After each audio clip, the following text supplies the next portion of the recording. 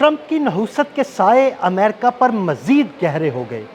एक और अमेरिकन तैयारा गिरकर तबाह हो गया और इस दफ़ा B-52 तैयारा तबाह हुआ जो जौहरी हथियार लेकर जाने की सलाहियत रखता है, जिसमें कम से कम 8 अमरीकी फ़ौजियों के हलाक होने की इत्तलात हैं। इस बारे में आमिर रज़ा से बात करते हैं। आमिर भाई, पिछले 3 से 4 महीने अमेरिका के लिए एक डरावना ख्वाब साबित हो रहे हैं।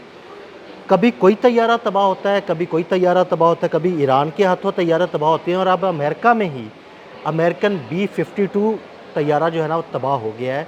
8 अमेरिकी फ़ौजी मारे गए हैं। ये नहुसत के साए मज़ीद गहरे नहीं हो गए अमेरिका पर? अच्छा, ये मुझे तो लगता है कि ये नुसरत के साए के साथ साथ खलाई मखलूक भी है। ये जो डोनाल्ड ट्रंप ने फ़ाइल निकाली थी नई नई खलाई मखलूक की, तो उन्होंने कहीं ना कहीं तो हमला करना था। और आपको पता है, फ़िल्में हो या ओरिजिनल दुनिया हो, आती वो सिर्फ अमेरिका पर ही हैं। बिल्कुल। अब ये साउथ कैलिफोर्निया में एडवर्ड एयर बेस है जहाँ से इसने फ्लाई किया। और ये B-52 की ज़रा सी मैं आपको हिस्ट्री बता दूँ कि 1960 में जब कोल्ड वार अपने अरूज पर थी और नया नया सुपर पावर्स का कंसेप्ट सामने आया था, उस वक्त अमेरिका ने इस जहाज़ को इंट्रोड्यूस करवाया था। 3 जनरेशन से इसको इस्तेमाल कर रहे हैं और 60 से लेकर आज तक आप ज़रा हिसाब लगा लें कि इनके तकरीबन 65 साल हो गए हैं इस जहाज़ को इस्तेमाल करते। इसीलिए कहता हूँ कि 20 साल के बाद रिटायरमेंट है, तो चौथी जनरेशन जो है इस वक्त इसको इस्तेमाल कर रही है। यानी ये अपग्रेड करते रहते हैं इसको। आप इसको यूँ समझिए कि ये हर आने वाली जनरेशन जो है इसकी नई जो है इसका नया वर्जन जो है जी बिल्कुल। वो सामने लेकर आती है। और ये दुनिया का वो जहाज़ है जो आज तक नहीं गिरा। सही। अब इसको खलाई मखलूक ने हिट किया या रूहों की कारस्तानी थी, या वाकई वो बात ठीक है कि डोनाल्ड ट्रंप की नहुसत अमेरिका पर छाई हुई है। अमेरिका इतनी बड़ी जंग हार गया।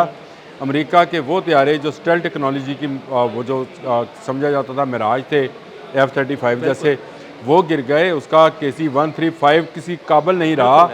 उसका अपने वॉक्स तैयारा तबाह हुआ और उसके F-18, F-15, F-16 आप नाम लेते चले जाएं। A-10 जो है तैयारा और A-10C, और ये ऐसे जहाज़ थे जिनके ऊपर अमेरिका बिलाशुबा फ़ख्र करता था। और इसी में एक जहाज़ B-52 बम्बार है। अब इसको ज़रा समझें, इसकी लंबाई जो है 159 फीट है। सही। लेकिन बहुत बड़ा तैयारा है जी। आप ज़रा 159 फीट ज़रा गिने ना तो आपको पता लगेगा कितने कनाल बनते हैं। लेकिन इसके परों की फुलाई इसकी लंबाई से भी ज़्यादा है, 185। यानी अगर किसी रनवे पर उसने उतरना होगा तो कि बड़ा रनवे चाहिए इसको। ये इसको बड़ी खुली ज़मीन चाहिए होती है और इसको उड़ने के लिए भी उतनी ताकत चाहिए है। और इसमें 7000 किलोग्राम वज़न जो है उठाने की सलाहियत है। इसके अलावा इसमें एटमी वॉरहेड वाले मिसाइल जो हैं वो भी 4 लगाए जा सकते हैं। और दूसरी बात मैं आपको बताऊं, मैं इसको वैसे दजाल का गधा कहता हूं। अच्छा। दजाल का गधा इसलिए कहता हूं कि दजाल के मतलब मशहूर है कि उसने जब आना है तो उसका जो गधा होगा उसके कान जो हैं वो इतने हाथ लंबे होंगे। ये बाकायदा अहादीस में मौजूद है। इसके पर जो हैं आम जहाज़ों की निस्बत ज़्यादा बड़े पर हैं। यानी उनको अगर मैं आपको एक तस्वीर शेयर करता हूँ जिस पर अगर फ़ौजी खड़े हैं तो फ़ौजी कम पर जाएंगे, वो पर ख़त्म नहीं होने को आते हैं, वो इतना बड़ा है। एक बात। दूसरी बात यह है कि इस जहाज़ में मुसलसल 42.2 घंटे उड़ने की सलाहियत है। आप इससे अंदाज़ा कीजिए कि अगर आपको यहाँ से अमेरिका जाना है तो आपको 12, 14, 15, 16 घंटे लग जाएंगे, 18 घंटे लग जाएंगे। 42 घंटे मुसलसल प्रवास का मतलब ये है कि ये दुनिया का चक्कर लगा सकता है और बिला रुके। और मैंने इसको दजाल के गधे से इसीलिए मैं मासला देता हूँ कि एक तो इसके कान जो बहुत बड़े हैं और दूसरा उसके मतलब ये है कि वो चंद मिनटों या चंद सेकंड में दुनिया के किसी हिस्से में भी चला जाएगा। तो इतना बड़ा जहाज़ जो 7000 किलोग्राम के बॉम्ब्स और फिर उसके बाद मिसाइल जो टेक्नोलॉजी है, बात है कि एटमी वॉरहेड लेके जाने की सलाहियत है। और ये 52,000 जो फिट है उसकी बुलंदी पर प्रवास कर सकता है। यानी ये आप यूँ समझिए कि एक मुसाफिर तैयारा जो है वो तकरीबन 36-32 हज़ार फुट की बुलंदी तक जाता है। जो दुनिया के इस वक्त जदीद तरीन जहाज़ हैं वो 50,000 फुट की बुलंदी पर जाते हैं। ये उससे भी 2000 फुट ऊपर चला जाता है। यानी जो इसको उड़ाने वाले हैं कर्नल डेविड, उनका मैं इंटरव्यू पढ़ रहा था जब ये सारा मामला हुआ तो मैंने कहा जरा पढ़ो ये है क्या। तो उन्होंने कहा कि आप अगर 2000 किलोग्राम वज़नी बम भी ज़मीन पर गिराएँ, इसके ज़रिए से गिराएँ, इस तक उसकी आवाज़ नहीं आती है, और नीचे जो है वो एक मुल्क तबाह हो सकता है। यानी आप अंदाज़ा करें जदीद सलाहियतों का हामिल तैयार सर, ये देख कर ही खौफ आता है। मसलन ये एक ऐसी बला है, शक्ल भी बड़ी खौफनाक खौफनाक है। ये एक ऐसी बला है जिस पर बिलाशुबा अमेरिका जो है वो फ़ख्र कर सकता था, लेकिन उसका फ़ख्र हर आने वाले दिन के साथ, और मैं ये समझता हूँ जो नाहक मुसलमानों को शहीद किया है ये उसकी नहुसत है। खलाई मखलूक तो इसकी अपनी पैदा करता है, ट्रंप की वो फिल्मी करैक्टर्स हैं जो उसने फ़ाइल निकाली है कि यहाँ पे प्रोजेक्ट नज़र आया, वो सिर्फ पूरी दुनिया में अमेरिकन फ़ौजियों को नज़र आया, अमेरिकन फौजियों की नज़र आते हैं या कुछ आवाम को आप कह लें 2-4 लेकिन वहाँ पे जहाँ अमरीकी लेकिन क्या फ़ौजी पाकिस्तान में कभी नज़र नहीं आया? नहीं यार, रशिया में भी नहीं आया।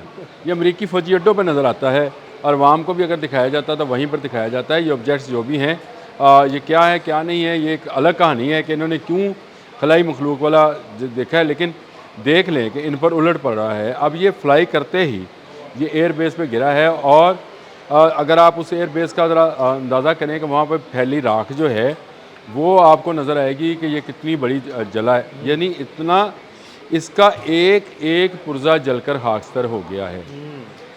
कोई एक चीज़ जो होती है ना वही नहीं बची। मेरा ख्याल है ब्लैक बॉक्स ही बचा होगा जो इसमें मौजूद होगा, और उससे तहकीकात सामने आएंगी कि हुआ क्या था।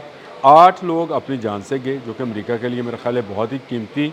हाँ जी, ऑब्वियसली पायलट्स अगर मौजूद हैं, पायलट्स जहाज़ उड़ा रहे थे, तो पायलट्स की जानें बड़ी कीमती होती हैं। और इसमें एक ऐसा शख्स भी मौजूद था, चले मैं आपको एक और ब्रेकिंग न्यूज़ भी दे देता हूँ। इसमें एक ऐसा शख्स भी मौजूद था जो अमेरिका के लिए दुनिया भर में असले की ठेकेदारी करता था। अहम बात है। ये बहुत अहम बात है। ये इसलिए अहम बात है कि फ़ौजियों का लड़ते हुए मर जाना, किसी जहाज़ के तबाह होना, उसमें मरना, ये जहाज़ों के होते रहते हैं। पाकिस्तान का पिछले दिनों तरबीती जहाज़ जो है वो गिरा, इंडिया में 2 जहाज़ गिर गए, ब्राज़ील में गिरा, मुख्तलिफ ममालिक के गिरते रहे।